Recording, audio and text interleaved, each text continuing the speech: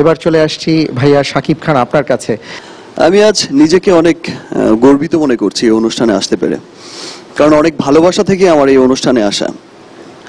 আমি একজন মানুষ, আমি একজন মুসলমান। পিএসপি কোরআনের আলো আসলে এই অনুষ্ঠানটা আমি গতবারই টিভিতেও দেখেছি, আর একরকম এই অনুষ্ঠানের প্রেমেই পড়েছিলাম গতবার। যখন দেখলাম, আমি পাশের সেটে শুটিং করছিলাম, যখন দেখলাম আমার পার্শ্ববর্তী সেটে এই অনুষ্ঠানটি হচ্ছিল, যে ছোট ছোট বাচ্চাগুলো আমার ওই সেটে গিয়ে অনেকেই ভিড় করতো। আমি ভাবতাম যে এতগুলো ছোট ছোট হুজুর, এই বাচ্চা, এরা কি করছে এখানে? তো এরা বললো যে, আমার সেটের লোকজন বললো যে এরা তো সবাই হাফেজ।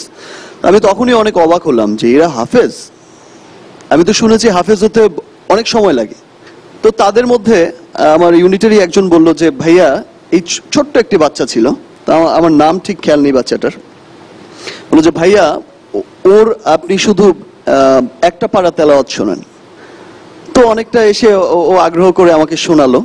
তা আমার কাছে তখন আমি চোখ বন্ধ করে যখন তেলাওয়াত শুনলাম, তার যে শ্রুতি মধুর যেই তার তেলাওয়াত ছিল এত স্পষ্ট, আমার কাছে ফিলটা এমন মনে হচ্ছিল যে আমার সামনে কোনো ফেরেশতা দাঁড়িয়ে আমাকে কোরআনের বাণী শোনাচ্ছেন।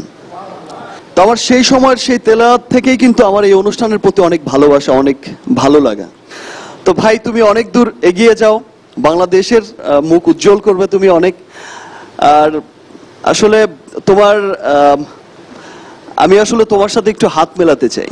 এসো কোরআনের আঙিনায়, এসো শান্তির মোহনায়, জীবনকে রাঙাতে, ফুলে ফুলে সাজাতে, আল্লাহর প্রেমে সুধা নিয়ে এলো। আমার মনে হয় যে ও একদিন অনেক বড় হবে, ইনশাআল্লাহ, অনেক বড় হবে।